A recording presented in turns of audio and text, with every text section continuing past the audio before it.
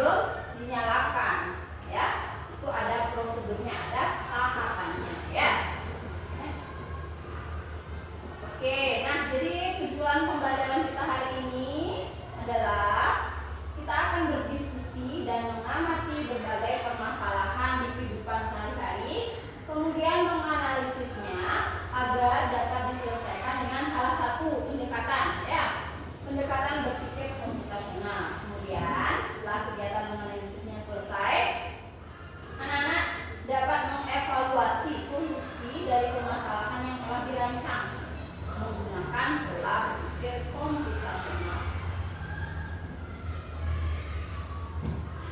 Oke, nah apa sih itu berpikir komputasional? Ada yang tahu? Ya. Cara berpikir seperti komputer. Ya, cara berpikir seperti komputer. Seperti yang anak-anak tahu, komputer itu amatlah canggih, ya. Apapun bisa dilakukan oleh komputer. Jadi kita menirukan komputer supaya cerdas seperti komputer. Apalagi tadi itu? Ya, silakan mulai berdiri. Membantu kita memahami dunia digital. Ya, ya, ini silakan berdiri. Membuat masalah kita lebih gampang dipecahkan. Oke, mencari solusi, ya, ya, bagus. Nah, jadi berpikir komputasional itu adalah cara berpikir seperti komputer, sehingga jika kita memiliki masalah, sebuah masalah itu bisa diselesaikan secara terurut, sistematis, ya, tidak sembarangan agar tidak mudah melakukan kesalahan, ya. Next. Nah, apa sih pentingnya berpikir secara komputasional itu? Ada yang tahu? Ya, silakan Mbak. Membantu kita menyelesaikan masalah lebih mudah. Ya, next ya. Berguna dalam kehidupan sehari-hari. Ya.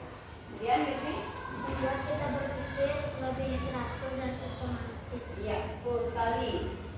Nah, dengan kita melakukan pendekatan itu, kita menjadi lebih mudah mencari solusi untuk menyelesaikan masalah kita dan menjadi lebih teratur, lebih sistematis, sehingga kita bisa lebih teliti dan tidak mudah membuat kesalahan. Oke. Nah, prinsip berpikir komputasional itu dibagi menjadi 4 bagian.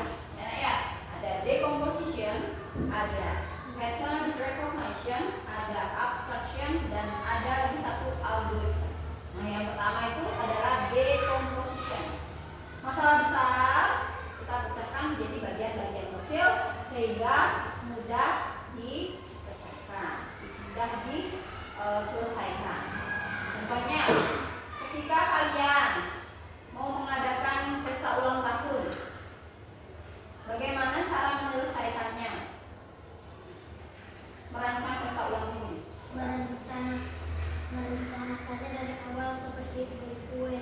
Ya, memilih tema, ya, mau tema apa sehingga dekorasinya bisa disesuaikan. Misalnya mau tema Hello Kitty, jadi warnanya, suasananya pasti pink, ya kan? Ada aksesoris Hello Kitty-nya biar nyambung, ya, mencari kue yang serasi, undangan, apalagi yang diperlukan, tempat, dan lain sebagainya, sehingga menjadi pesta ulang tahun seperti yang kalian inginkan, ya.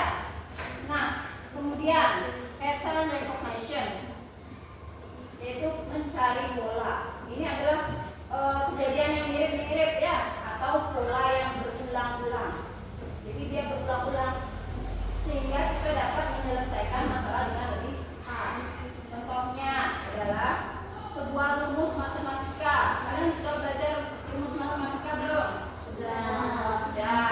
Misalnya rumus segi 4. Ya, masih ingat rumus segi 4? Ketika kalian kelas 6, kalian sudah mengingat rumus ini. Saat di kelas 6, kalian mendapatkan soal untuk mencari keliling persegi. Kalian pakai lagi nggak rumus tersebut? Iya, akan terus dipakai. Jadi kalian tidak akan bingung lagi, tidak akan mengulang lagi kesalahan yang dulu. Oh, waktu ini kita lupa bagian ini. Jadi mudah mengingatnya sehingga lebih cepat menjawab soal.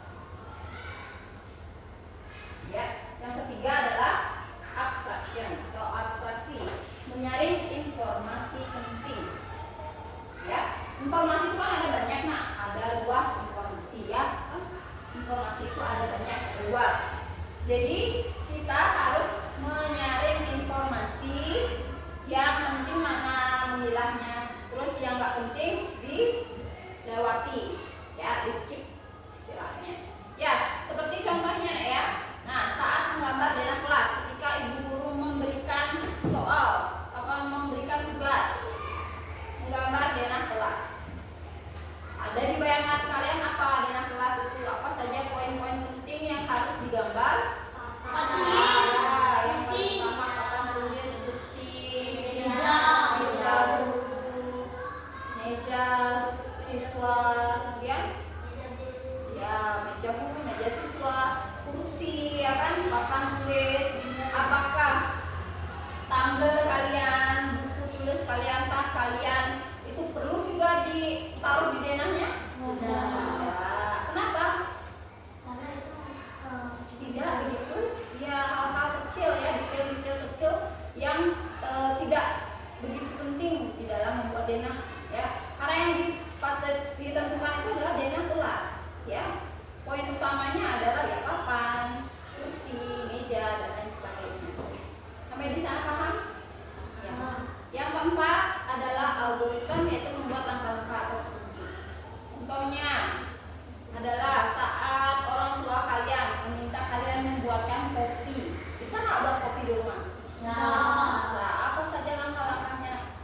ambil gelas, masuk kopi, makan buah, bayar Ya, yang pertama ambil alat, ya, bahan, sediakan alat bahan, kemudian dicampurkan dan tuangkan air. Boleh nggak itu dibalik caranya, air dulu baru tuangkan kopi dan gula? bisa, tapi rasanya bakal beda. Ya, kalau misalnya kita balik caranya, kita tuang air dulu baru tuang kopi atau gula, rasanya akan berbeda karena kita kemungkinan menuangkan airnya terlalu banyak atau terlalu sedikit sehingga berpengaruh pada rasa, ya. Jadi harus dipikirkan langkah-langkahnya terlebih dahulu. Nah, bagaimana perasaan kalian hari ini? Senang dari mukanya tegang. Senang karena apa? Iya, belajar hal baru. Apa saja sih yang kita pelajari hari ini? Cara berpikir seperti komputer. Lagi jenis-jenis pendekatannya, cara berpikir komputasional. Ini biar nggak tegang nih, kita sedikit lagi ya. Silakan berdiri dulu ya. Ayo semuanya kita berdiri. Ya, kalau guru bilang genap, kalian ke kanan. Kalau guru bilang ganjil, ke kiri. 1, 5, 2 kali 1, 2 kali 5,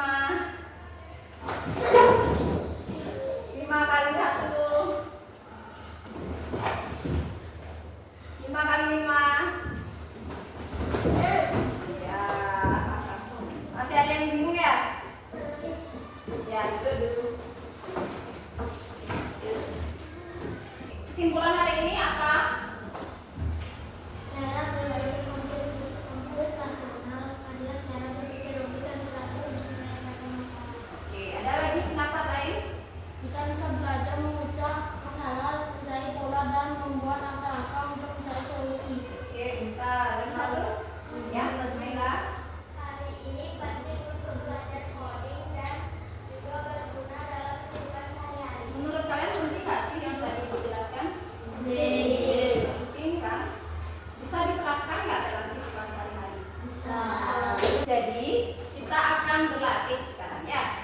Kita akan membagi diri beberapa kelompok. Satu kelompok terdiri dari 3 orang. Nanti Ibu akan bagikan tugasnya ya. Setelah itu kalian mengaitkan dengan permasalahan yang bisa kita hadapi sehari-hari, yang mana yang sesuai dengan pendekatannya. Kemudian kalian harus presentasikan ke depan kelas. Bisa? Coba ya. Nah, ini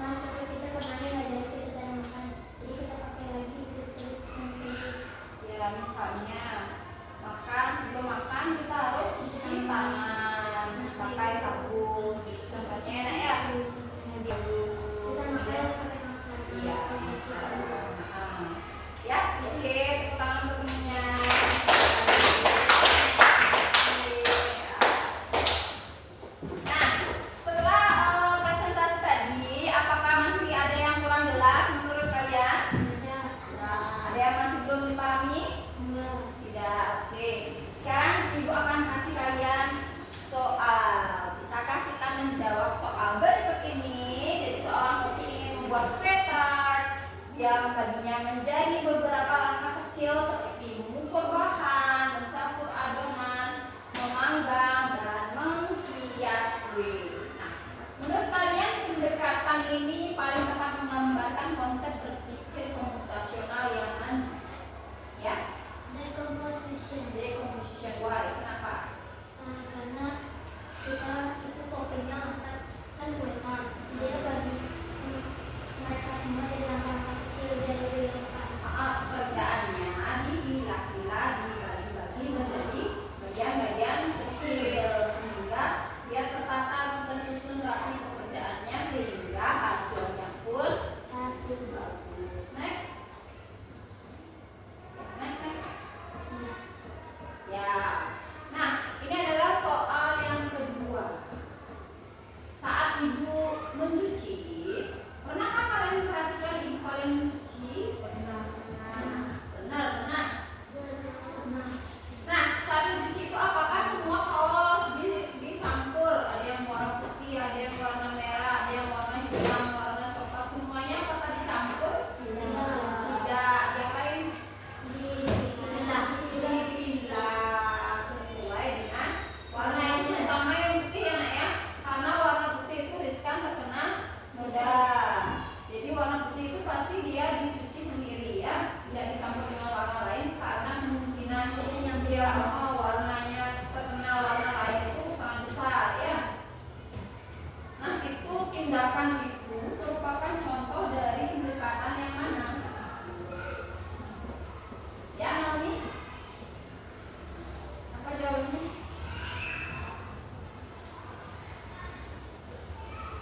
Apa nak jawabannya? Ya, gimana? Ya, pola berulang. Benar apa salah? Benar, tapi bahasa Indonesia. Iya, tapi itu bahasa Indonesia katanya. Ada yang mau bahasa Inggrisnya, istilah Inggrisnya? Pattern recognition. Oke, pattern recognition ini. Nah, pembelajaran hari ini sudah sampai akhir pembelajaran